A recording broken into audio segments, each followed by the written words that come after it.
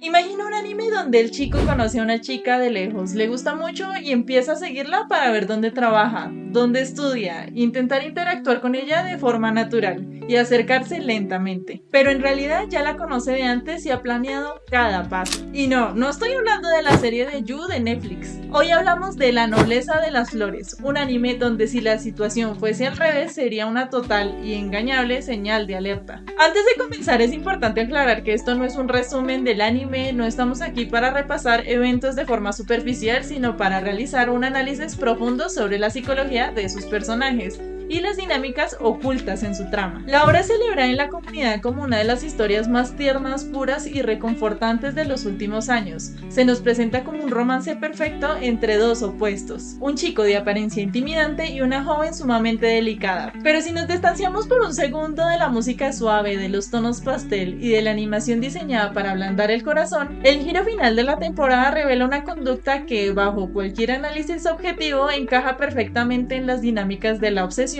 y el seguimiento sistemático. Hoy vamos a hablar de este anime desde una perspectiva analítica y directa. No se trata de atacar una obra que estéticamente es sobresaliente y que maneja una evolución de personajes secundarios con gran destreza, sino de plantear una pregunta incómoda pero necesaria. Porque cuando estas conductas las realiza una joven de diseño tierno, las catalogamos como amor puro, mientras que si los roles de género estuvieran invertidos, estaríamos ante una situación de peligro absoluto, digna de una producción de suspenso. Bienvenidos a un análisis profundo sobre la delgada línea que separa la devoción romántica de la conducta persecutoria, el estigma de la apariencia. Para comprender la dinámica de la relación central es indispensable analizar primero el entorno y la construcción psicológica del protagonista, Rintaro. Rintaro Tsumugi es un joven de gran estatura, cabello rubio teñido y perforaciones en las orejas, una estética que en el contexto escolar japonés se asocia de forma automática a la delincuencia y al desorden. La obra nos muestra cómo los perjuicios basados en las apariencias físicas pueden aislar sistemáticamente a un individuo. Toda su vida Rintaro ha tenido que soportar el rechazo, los murmullos y el miedo injustificado de la sociedad,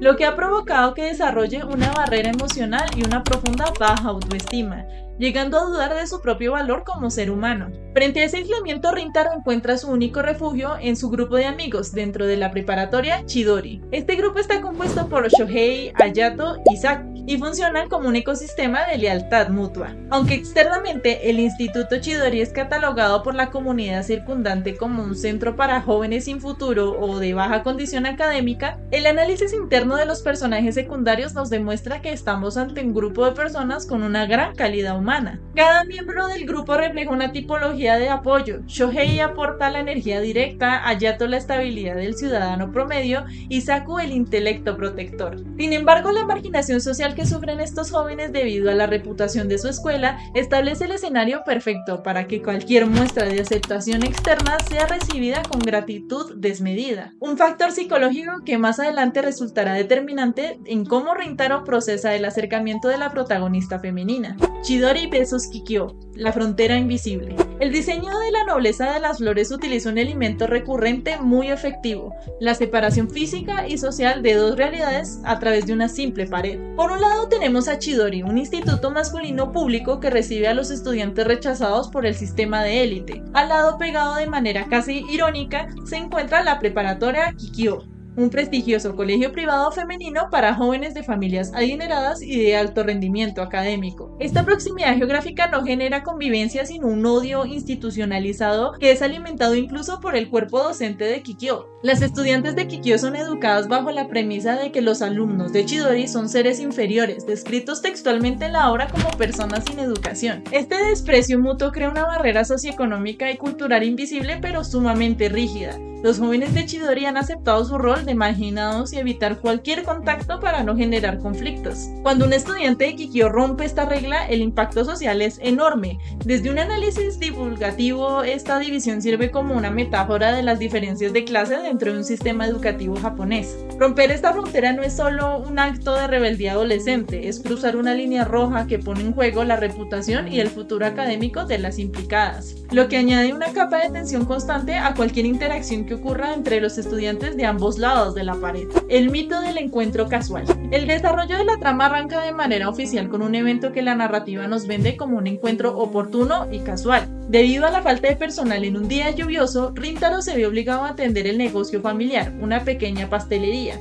Allí es donde aparece Kaoruko, una estudiante de Kikyo de baja estatura y modales extremadamente dulces. La interacción inicial se construye sobre el humor y la ternura. Ella consume una gran cantidad de pasteles, se siente observada y huye del lugar de manera abrupta, dejando a Rintaro con la errónea idea de que su apariencia intimidante la ha espantado una vez más. Sin embargo, el regreso de Kaoruko al día siguiente para disculparse y declarar que nunca sintió temor es el catalizador que desarma por completo las defensas emocionales de Rintaro. Para un joven acostumbrado al rechazo sistemático, que una figura que representa la cúspide de la escala social escolar lo valide de esa manera es equivalente a un milagro. Posteriormente, cuando Rintaro la defiende en la vía pública de los sujetos que intentaban molestarla, la obra consolida la estructura del romance tradicional, el héroe protector y la damisela agradecida. Pero es precisamente la naturalidad de este inicio donde se oculta la gran contradicción que analizaremos más adelante. La obra establece una narrativa donde Kaoruko es la fuerza de pureza que viene a salvar a Rintaro de su aislamiento, utilizando su apariencia inofensiva y un discurso de aceptación como una credencial de total confianza,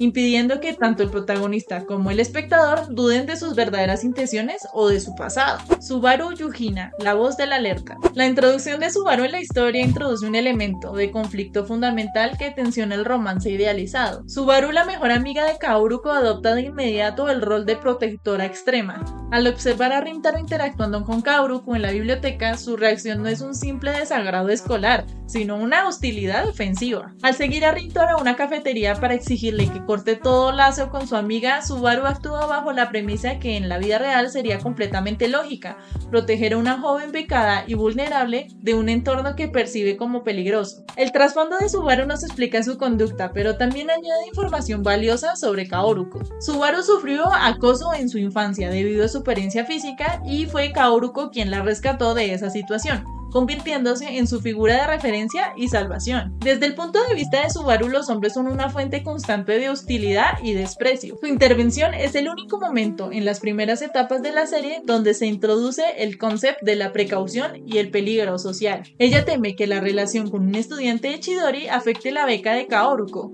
una preocupación real dado el elitismo de la preparatoria Kikyo. Esta confrontación obliga a Rintaro a entrar en un conflicto ético, decidiendo alejarse para no perjudicar el futuro de la persona que quiere, demostrando una nobleza desinteresada que contrasta drásticamente con la persistencia de las conductas que ocurren a su alrededor.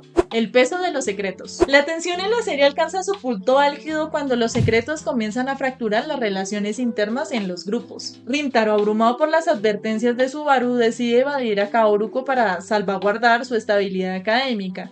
Esta decisión genera un efecto dominó que afecta a su círculo más íntimo. Sus amigos en Chidori descubren que se está reuniendo con estudiantes del instituto rival y se sienten profundamente traicionados. No por el hecho de la relación en sí, sino porque Rintaro no ha tenido la confianza para expresar sus sentimientos y dificultades con ellos. El análisis de esta sección nos muestra una de las facetas más humanas de la serie: la vulnerabilidad masculina y la verdadera amistad. Cuando los amigos siguen a Rintaro y lo escuchan confesar en una cafetería el enorme aprecio que les tiene y el dolor que les causa ocultarles cosas, la barrera del orgullo se disuelve. La lealtad se consolida de forma definitiva. Cuando Hayato, en un acto de protección absoluta, se enfrenta en solitario a un grupo de delincuentes que buscaban dañar a Rintaro y desacreditarlo, Hayato demuestra que la violencia en Chidori solo se desata como último recurso para defender la dignidad de los suyos. Este arco de reconciliación limpia el panorama de conflictos externos, dejando el camino completamente despejado para el evento central de la temporada: el cumpleaños de Kaoruko y la posterior revelación que reestructura toda la narrativa romántica: la inversión del esfuerzo tradicional.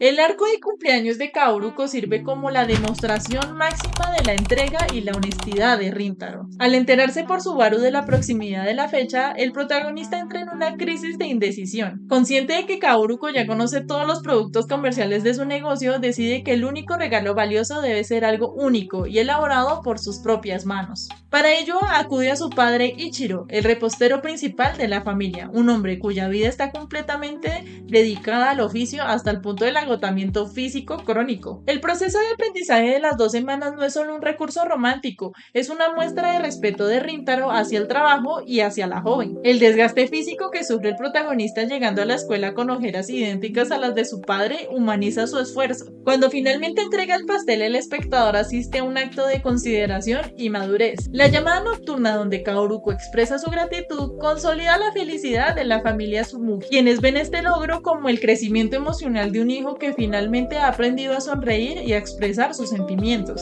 Todo este despliegue de honestidad y vulnerabilidad por parte de Rintaro funciona como el contraste perfecto que hará que la revelación del episodio final resulte tan llamativa bajo un análisis crítico. La confesión, el síndrome de Joe Goldenberg. Y llegamos al clímax de la historia. El punto de quiebre donde la dulzura de la serie choca de frente con la realidad conductual. El festival de verano. Bajo una atmósfera de romance ideal, Rintaro decide expresar abiertamente lo que siente y declara formalmente sus sentimientos a Kaoruko. La respuesta de ella, lejos de ser una simple aceptación, es un extenso monólogo que reescribe por completo la historia que creíamos conocer. Ella revela que no se enamoró de él en la panadería al inicio de la serie, sino que su primer contacto ocurrió más de un año atrás, durante el invierno anterior. Kaoruko relata que, en un momento de profunda tristeza, entró a la pastelería y fue consolada por la amabilidad natural de Rintaro. Hasta aquí la narrativa cumple con el ideal romántico. Lo preocupante comienza inmediatamente después. Tras ese encuentro, ella regresó al día siguiente completamente arreglada con la intención de buscarlo, pero él ya no estaba atendiendo. En lugar de preguntar por él de forma directa o dejar una nota, Kaoruko tomó una decisión diferente. Durante meses regresó de manera sistemática al negocio familiar, que además es la vivienda de Rintaro. Entabló conversación con la madre para obtener información privada de la familia sin revelar su verdadera identidad. Descubrió que el joven trabajaba en la cocina y comenzó a acudir al lugar con un único propósito de observarlo de lejos, de forma oculta, controlando sus horarios y movimientos. Si analizamos esta conducta despojándola de la música melancólica y de los rostros sonrojados, la estrategia de Kaoruko guarda una similitud innegable con las tácticas de seguimiento que vemos en thrillers como la serie de You. La constancia de acudir diariamente al espacio privado de una persona, extraer información de sus familiares mediante el engaño por omisión y vigilar sus rutinas durante meses sin que el sujeto tenga la menor idea de su existencia es por definición una conducta obsesiva. La obra nos muestra el encuentro casual en la panadería con el que comenzó el anime, que en realidad fue el resultado de meses de insistencia silenciosa por parte de ella, esperando el escenario perfecto donde pudiera interactuar con él sin levantar sospechas sobre su prolongada vigilancia previa, la red flag que la estética ocultó. La conclusión de este video nos obliga a reflexionar sobre la doble moral con la que juzgamos las conductas humanas dentro de la ficción y la cultura popular. La nobleza de las flores es una obra magnífica que destaca por cómo maneja la amistad y la superación de los prejuicios sociales. Sin embargo, su final nos deja una lección sociológica muy clara. La estética tiene el poder de normalizar conductas que en cualquier otro contexto serían consideradas alarmantes. Si invertimos los roles de género en esta historia, si el protagonista fuera un joven alto que tras hablar una sola vez con una chica frágil decide pasar meses vigilando su casa, investigando sus rutinas a través de su madre y esperándola en las sombras hasta encontrar el día en que por casualidad pueda abordarla, la narrativa se transformaría de inmediato en un relato de terror y acoso. La serie de Netflix You basa todo su suspenso precisamente en esa premisa, el peligro latente detrás del romance idealizado, construido mediante el control y la información asimétrica. La industria del anime utiliza el diseño hipertierno de los personajes femeninos y la vulnerabilidad del héroe para transformar una fijación obsesiva en lo que muchos catalogan como el romance más puro del año.